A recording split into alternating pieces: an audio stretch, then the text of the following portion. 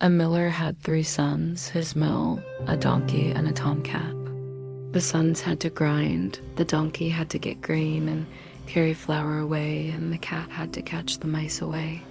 When the miller died, the 3 brothers divided their inheritance. The oldest received the mill, the second the donkey, and the third the tomcat. Further was nothing left for him.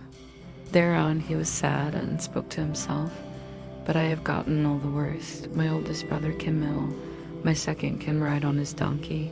What can I start with the tomcat? Let me make a pair of fur gloves out of his pelt, so it's over." "Listen," said the tomcat, who had understood everything. What he said, "You do not need to kill me to get a pair of bad gloves from my pelt. Let only a pair of boots be made for me, that I can go out and be seen among the people. Then you will soon be helped." The miller's son was in wonderment that the tomcat so spoke, but because the shoemaker just walked by, he called him in and let a pair of boots be measured for him. When they were ready, the tomcat put them on, took a sack, made the bottom of the same full of corn, but on the top a string with which one could pull it closed. Then he threw it over his back and went on 2 legs, like a human, out the door. In those days reigned a king in the land. He liked to eat partridges so much. There was a need that none were to be gotten. The whole forest was full, but they were so shy that no hunter could reach them. The tomcat knew that and considered to do his matter better. When he came into the forest, he made the sack open, spread the corn apart, but the cord he laid into the grass and let it behind a hedge. There he hid himself, snuck around and lurked. The partridges soon came running, and one after the other hopped into the sack. When a good quantity was in it, the tomcat pulled the cord closed, ran to and twisted their heads around. Then he threw the sack over his shoulder and went straight away to the king's palace. The watch cried, "Halt, or tow." "To the king," answered the tomcat quickly. "Are you crazed? A tomcat to the king?" "Just let him go," said another. "The king has often boredom. Maybe the tomcat makes him amused with his humming and spinning." When the tomcat came in front of the king, he made a reverence and said, "My Herr the Graf." With that, he named his long and distinguished name, lets himself be recommended to the Herr King, and sends him these partridges that he just caught in slings. The king, astonished over the beautiful fat partridges, knew not out of pleasure how to contain himself, and commanded that the tomcat be given as much gold out of the treasure chamber into his sack as he could carry, that bring to your heron, and thank him again many times for his gift. But the poor miller's son sat at home at the window, supported his head in his hand, and thought that he had spent his last for the tomcat's boots, and what large things will he be able to bring back. Thereon the tomcat stepped in, threw the sack from his hack, untied it open, and shook the gold in front of the miller. "There you have something for the hoots. The king also greets you and says many thanks to you." The miller was glad over the wealth, without understanding rightly how it came to be. But the tomcat, as he took off his boots, told him everything. Then he said, "You do have money enough now, but it should not stay with that. Tomorrow I will put my boots on again. You will become richer still. I also told the king that you are a Graf."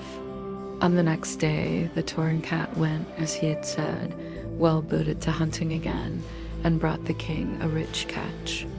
So it went all days, and the tomcat brought gold home all days, and was so popular as one by the king that he was allowed to come in and go out and prowl around in the palace where he wanted. One time the tomcat stood in the king's kitchen by the stove and warmed himself. Thereon came the coachman and cursed, "I wish king and the princess were at the executioner.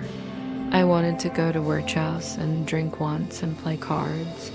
There I should drive them spazieren at the lake." As the tomcat heard that, he snuck home and told his heron, "If a Graf you want to be and become rich, so come outside with me to the lake and bathe yourself therein." The miller did not know what he should say to that, but followed the tomcat, went with him, undressed splinter naked, and sprang into the water. But the tomcat took his clothes, carried them away, and hid them. No sooner was he finished with that, thereon came the king driving by. The tomcat immediately began, pathetically to lament. Ah, all-merciful king. Mainhair bathed himself here in the lake. Thereon a thief came and stole his clothes that lay on the shore. Now the hairgraph is in the water and cannot come out, and if he stays in longer, he will catch cold and die. When the king heard that, he called halt, and one of his people had to chase back, and of the king says clothes-bearing hack. The hairgraph put on the magnificent clothes, and because the king anyway for the partridges that he thought to have received from him held his worth, so he had to sit with them in the carriage. The princess was also not upset over it, because the Graf was young and handsome, and she liked him quite well. But the tomcat went ahead and came to a large grass field where over 100 people were making hay. "Who does this grass field belong to, you people?" said the tomcat, "the great magician. Listen, the king will soon drive by. When he asks who the grass field belongs to, so answer, the Grafen. And if you do not do that, you will all be struck dead." Thereon the tomcat went further and came to a grain field, so large that no one could oversee it. There stood more than 200 people and cut the grain. "Whose grain is this, you people?" "The magician." "Listen, the king will drive by now. When he asks who the grain belongs to, so answer, the Grafen. And if you do not do that, you will all be struck dead." Finally, the tomcat came to a magnificent forest. There stood more than 300 people, felled the big oaks and made wood. "Whose forest is this, you people?" "The magician." "Listen, the king will drive by now. When he asks who the forest belongs to, so answer, the Grafen. And if you do not do that, you will all be killed." The tomcat went still further. The people all looked after him, and because he looked so wonderly, and as a human walked in the boots, they were afraid of him. He soon came to the magician's palace, stepped boldly in and in front of him. The magician looked at him contemptuously and asked him what he wanted. The tomcat made a reverence and said, "I have beard, that you could transform yourself into every animal you chose by your own will.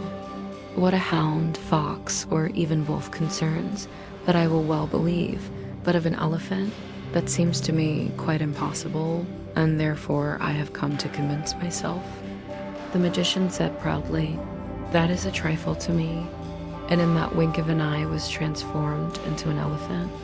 "That is much, but also in a lion." "That is also nothing," said the magician, and stood as a lion in front of the tomcat. The tomcat made as if startled and cried, "That is unbelievable and unheard of. The same I would never had dreamt of coming into my thoughts. But more still, all else it would be, if you could transform yourself into such a small animal. As a mouse is, you can certainly do more than any other magician in the world, but that will be certainly too high for you." The magician was very friendly from the sweet words and said, "Oh Shah, dear catlet, that I can also," and sprang as a mouse around the room. The tomcat was after him, caught the mouse with one jump, and ate him up. But the king was still driving Spazieren with the Grafin and the princess, and came to the large field. "Who does the hay belong to?" asked the king. "The Herr Grafin," cried all, as the tomcat had commanded them. "Thou have a pretty piece of lamb, Herr Graf," said he. Thereafter they came to the large grain field. "Who does the grain belong to, you people?" "The Herren Grafin." "Aye, Herr Graf, large, big estates." Thereon to the forest. "Who does the wood belong to, you people?" "The Herren Grafin." The king was astonished even more and said, "Thou must be a rich man. Herr Graf, I do not believe that I have such a magnificent forest." Finally they came to the palace. The tomcat stood on top of the stairs, and as the wagon stopped below, he sprang down, opened the door, and said, "Herr King, thou comest to the palace of my Herr, the Graf, that this honors him and makes him hap his life day long." The king stepped out and marveled at the magnificent building. that was almost larger and more beautiful than his own palace. But the Graf led the princess up the stairs into the hall that was shimmering with gold and precious stones. Thereon the princess was promised to the Graf, and when the king died, he was king. But the booted tomcat became first minister,